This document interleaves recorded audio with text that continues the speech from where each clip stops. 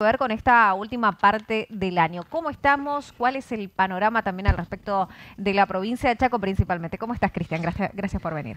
Hola, buen día Delfina, no, gracias a vos por la invitación. La verdad que un año interesante, Ujú. movido. Justamente hoy hablaba con un colega de Neuquén que me contaba un poco cómo están siendo las cosas allá, ¿no es cierto? Y le decía que estamos frente a una película que no la hemos, a ver, que se ha visto algo parecido en los 90 con la Mm, incursión del menemismo, sí.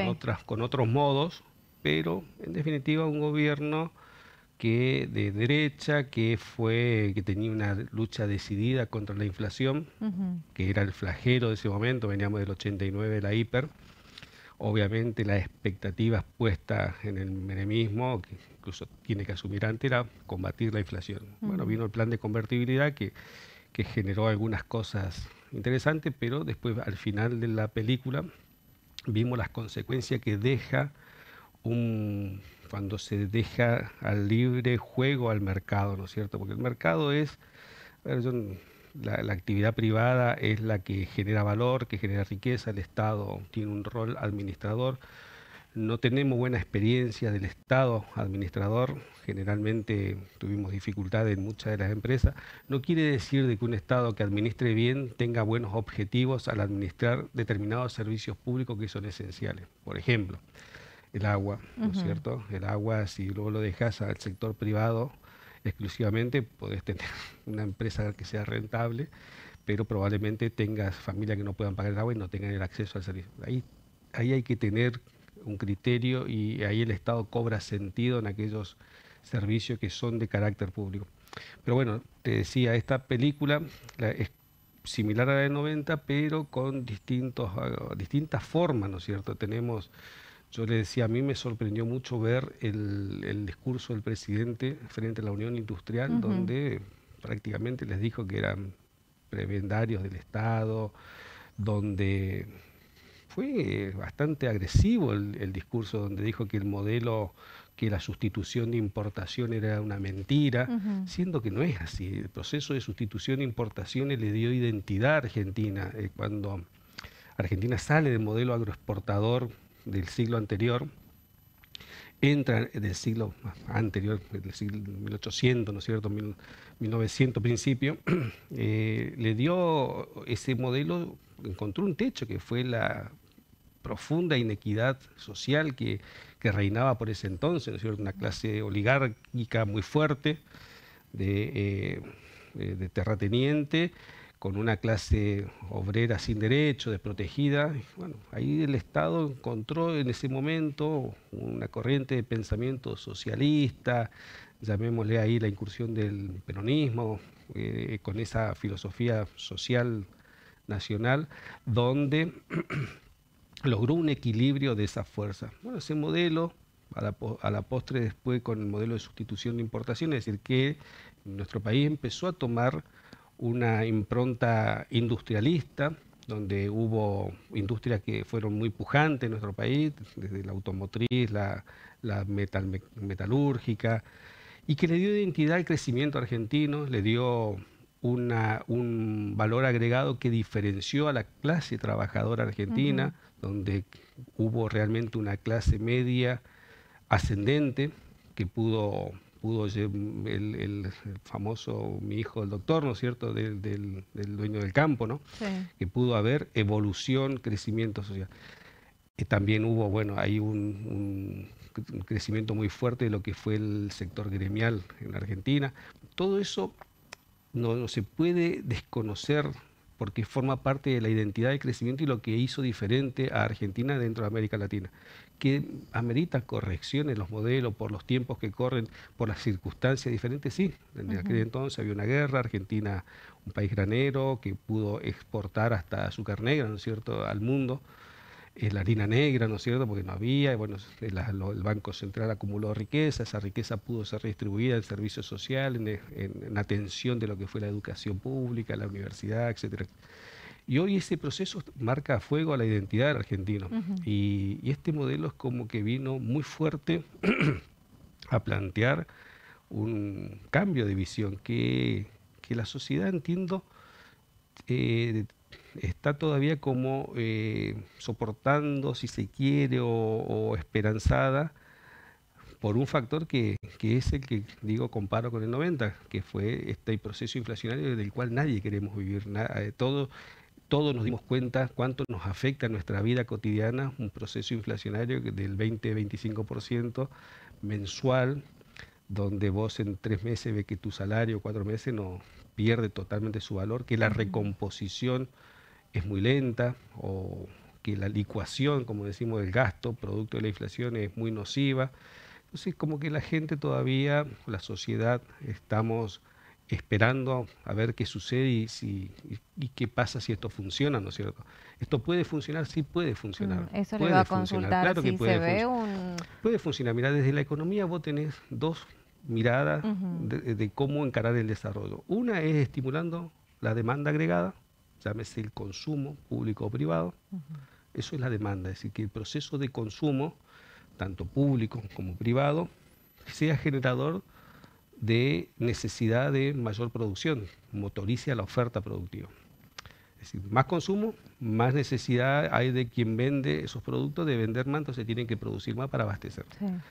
Que es poco el modelo que vino trabajando el kirchnerismo, el gobierno peronismo desde los últimos años, con una interrupción en el gobierno de Macri, donde el gobierno de Macri claramente se enrolaba en la otra mirada, que es el modelo de la oferta productiva. La oferta productiva se basa en la inversión pública o privada, ¿no es cierto? Inversión, llámese esta, de inyectar recursos para generar mayor producción de bienes y servicios, de manera de que esta mayor producción haga crecer el producto, que haga crecer la economía.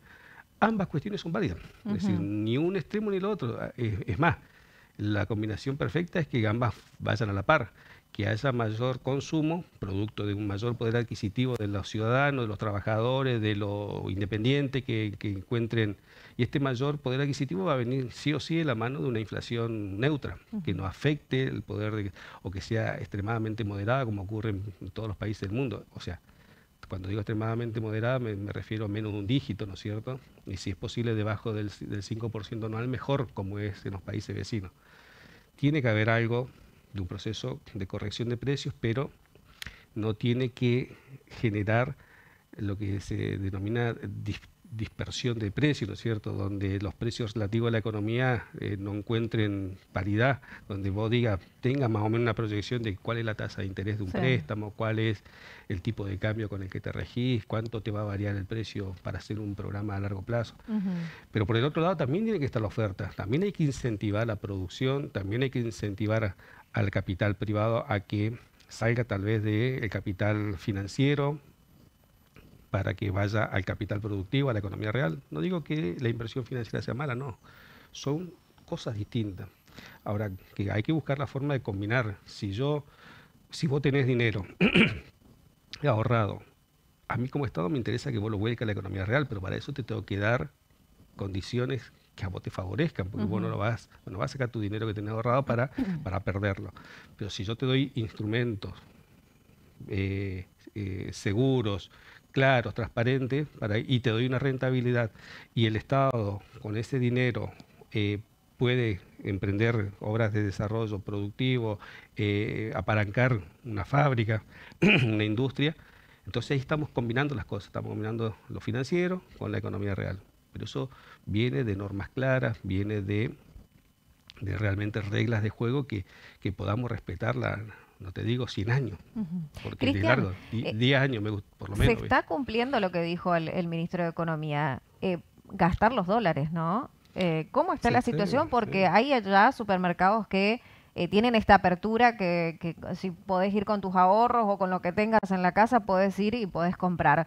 ¿Cuál es la situación hoy que se enfrenta a esto? Sí, claramente, si vos tenés una economía recesiva, te está obligando a sacar los dólares que tenés ahorrado, te está obligando, lo hemos visto, lo he visto en actividad profesional, muchos empresarios que tuvieron que recurrir a los ahorros para poder financiar el gasto del negocio, pagar los sueldos, pagar mercadería, porque las ventas venían para abajo, ¿no es cierto? Entonces, se está produciendo, es decir, es un efecto buscado. El gobierno lo que está buscando no es emitir justamente, no colgarse de esa herramienta que yo digo se mal ocupó. No hay que tirarla como una herramienta que no sirve, la herramienta de la emisión monetaria del Banco Central, porque es una herramienta de política monetaria. Lo que está mal es excederte en el uso de la misma, ¿no es cierto? Cuando vos te pasás y pones más dinero de lo que el mercado demanda, Sí. claramente ese exceso de dinero hace de que los pocos bienes que están en el mercado y yendo todo ese dinero a buscarlo, haga que esos precios suban, Sí. provoca inflación.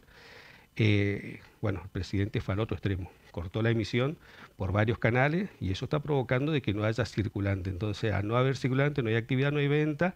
Al no haber venta, las empresas pierden rentabilidad.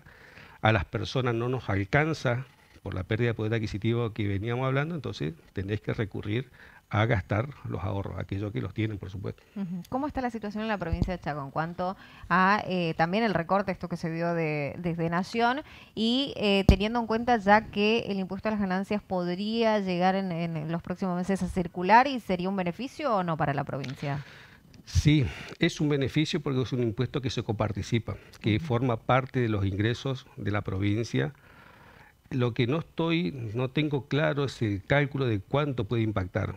En su momento, cuando se lo retiró, más o menos el cálculo que teníamos era 80.000 millones. Para ponerlo en equivalencia, en ese entonces más o menos era una masa de sueldo.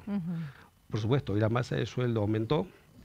Al correr el mínimo no imponible, es decir, el monto a partir del cual pagan los asalariados, se lo llevó un poco más arriba al piso. Sí.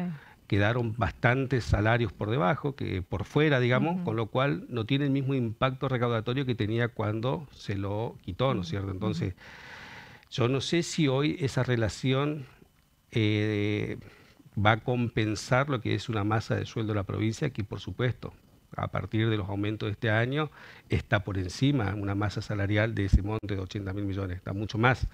Yo no sé si va a alcanzar a compensar lo que fue la reducción de recursos a la provincia. Sí, claramente estoy viendo un proceso inflacionario que todavía es alto, porque más allá de la reducción al 4% que tuvimos y que las estimaciones están dando que más o menos va a andar por ahí septiembre y lo que va del año, que va a costar perforar la brecha del 4%, el proceso inflacionario hizo que el crecimiento del gasto sea muy alto y al tener una recesión económica, la pérdida de recaudación en términos reales lo venimos viendo mes a mes. ¿Qué quiere decir? Que la recaudación crece menos de lo que debería crecer si acompañara el proceso inflacionario. Al crecer menos, se está produciendo un efecto que es muy negativo, que es la licuación del recurso. Es decir, estamos perdiendo yo con mi mentalidad pública, digamos, siempre he puesto del lado del gobierno. Ya no estoy en el gobierno, pero tengo todavía el chip. Digo, el gobierno está perdiendo recursos, se le está licuando los recursos, porque el gasto le crece por un ascensor y los recursos por la recesión económica, por la estanflación que vivimos, viene cayendo. Todos los meses viene cayendo. Entonces, es un cuadro, por lo menos, para observar. Todavía no veo una situación de descalce de las cuentas públicas, pero sí veo una inercia que no es buena. Y no veo elementos como para que haya un rebote vertiginoso de la economía. La B corta no la veo. Miro el trípode y bueno, esa B corta no la veo. Veo una recuperación mucho más en L, pero inversa, digamos, más lenta. Con lo cual, los estados van a tener en algún momento que hacer algunas correcciones fiscales para no entrar en desequilibrio y peor aún, en desequilibrio que no pueda ser financiado. Porque tiempo atrás, con otra visión del Estado, vos te dabas vuelta y te ibas al Estado Nacional y estaba el ANSES, el Fondo Fiduciario de Desarrollo Provincial, estaba los anticipos de coparticipación de Nación, un ATN, por lo menos, bueno, había esquemas nacionales de transferencia de fondos discrecionales a las provincias que ayudaban al transporte, al fondo de incentivo docente, al fondo, es decir, habían otras herramientas que hoy no están.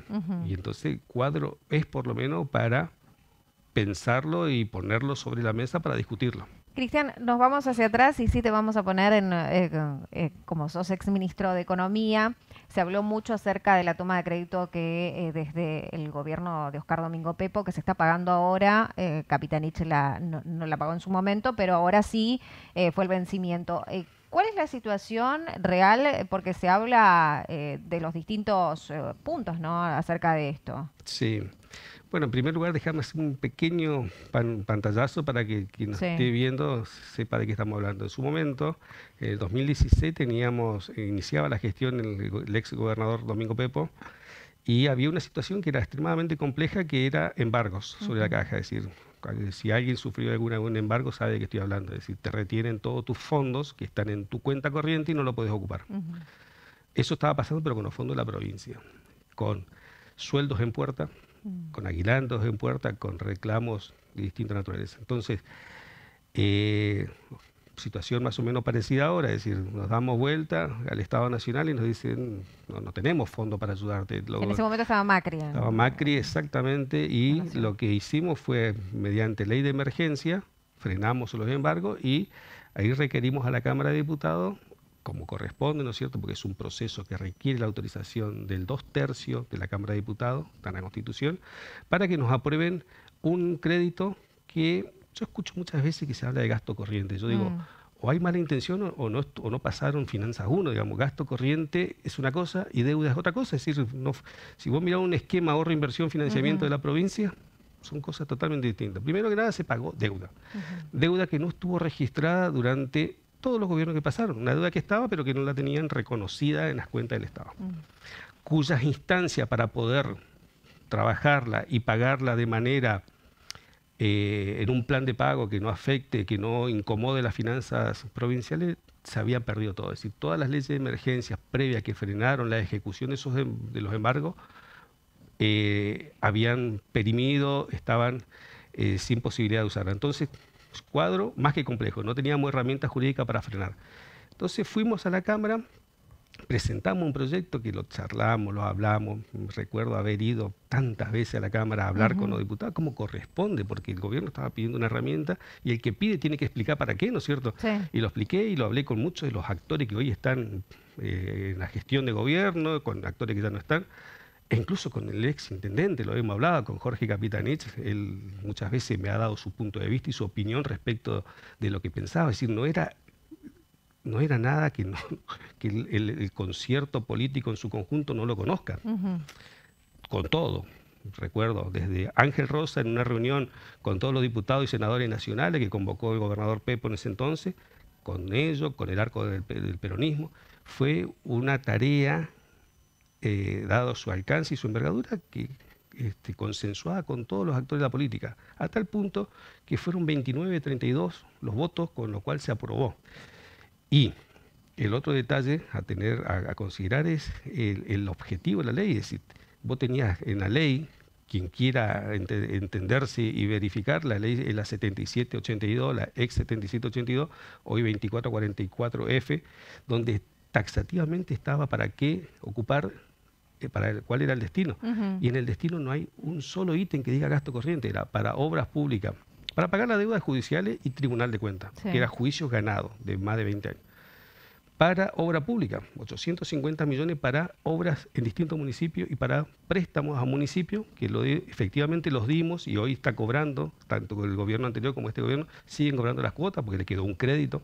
Ujú, 850 millones, 150 millones para obras en pueblos aborígenes, para vivienda que nos habían pedido específicamente el legislador, por ese entonces representante de los pueblos originarios, Charole.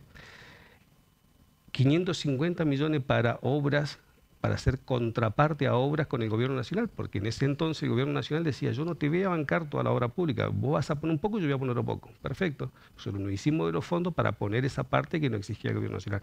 Y ahí sí terminamos obras importantes como todo lo que fue Cuenca Guaycurú, todo lo que es el sistema de riego de la Cuenca Guaycurú y otras obras.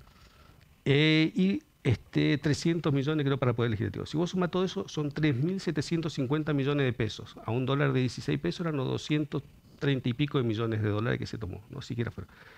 Durante todo el 2016, hasta culminar nuestro mandato, terminamos pagando la porción de intereses que correspondía, Sí. con calificación crediticia de la provincia apta como para salir a buscar otro financiamiento porque habíamos demostrado calidad en muchas cosas. Es decir, no fue un proceso, el inversor que pone la plata... Se cumplió lo que... Se cumplió con todos los objetivos y nosotros ofrecimos transparencia y calidad en información, que fuimos de las provincias, no dicho por quien te habla, porque puede haber parcialidad, dicho por el CIPEC, en el marco de responsabilidad fiscal, éramos la provincia tercera o cuarta en transparencia fiscal por la calidad de la información que publicamos. Todo eso llevó a otro escenario a la provincia en su estatus crediticio. Con lo cual, a mi entender, hubo un mal manejo de la deuda en la gestión anterior, porque en lugar de reestructurar la deuda, como seguramente se lo exigió el gobierno nacional, lo que tenía que haberse hecho era pagar la deuda y hacer un rollover de esa deuda y mejorar la tasa. Sí. Y hoy estábamos, como decimos nosotros, investment grade, digamos, con grado de inversión para poder salir a tomar un préstamo. Yo la pregunta que haría es, hoy, no tengo absolutamente nada contra el financiamiento. El financiamiento es una herramienta que se aplica en el sector público, en el sector privado. Vos si querés construir, cambiar tu auto y nos disponés de un auto, es un bien que te va a dar prestaciones futuras, beneficios futuros, bueno, pagarlo con ingresos futuros, con un crédito o una vivienda, ¿no es cierto? Lo raro sería que saques todo junto y construyas ahora, porque ahí estarías haciendo un mal uso de tu dinero por cuestiones financieras. Pero entonces, el uso de la herramienta, yo estoy absolutamente de acuerdo que lo pueda utilizar tanto el sector público como el privado. Ahora, yo la pregunta que haría, más que el destino, todo, preguntaría hoy, como a nosotros nos preguntaban, ¿y dónde lo vas a conseguir? ¿Cómo lo vas a conseguir? ¿En qué mercado lo vas a conseguir? ¿Mercado privado? ¿Vas a ir al mercado voluntario de deuda, al mercado de capitales? ¿Vas a ir al mercado nacional, al mercado externo? ¿Qué tasas vas a pagar? Porque hasta hace poco tomar un crédito en dólares era malas palabras y ahora vamos a tomar un crédito en dólares. O sea, estas cosas son las que no las entiendo, si hay o infundio, o si hay impericia, o si hay desconocimiento, ¿no es cierto? Entonces, estas son las cosas que por ahí no hace bien, y sobre todo cuando vos sos oficialismo tenés que ir a la oposición a pedir que te den la ayuda, ¿no es cierto? A decir a dónde vas a gastar. Hay que ser claro en estas cosas y terminar con, terminar con las cuestiones del pasado, porque siempre el pasado es cuestionable cuando lo mirás desde el presente, desde tu momento. Ahora, contame si yo podía ver lo que iba a ocurrir 8 años atrás con el tipo de cambio, ¿qué pensábamos si en el 2017 el gobierno de Mauricio Macri ganó las elecciones cómodamente a todo el arco opositor y en el 2018 tuvo una de las peores crisis? O sea, uno toma decisiones, sobre todo en economía, donde gran parte de lo que te guía son las proyecciones y las expectativas. Vos tomás decisiones en su momento con la herramienta que tenés. Y si el pasado, mirá, si lo revisamos, vamos a encontrar cosas que se han hecho bien, con las expectativas tomadas, te diría, o acertadas, y algunas cosas que no salen bien. Pero en esto de crédito tengo la absoluta tranquilidad de que hicimos lo que correspondía, que lo hicimos de una manera extremadamente prolija, y que era lo que teníamos que hacer en ese momento, y que sobre todo con el consenso mayoritario de haber reunido a todo el arco político de la provincia en su momento para considerar esa cuestión. Muchas gracias, Cristian. No, gracias por gracias a venir. ustedes. Hablábamos con Cristian Ocampo, economista aquí, detallando y analizando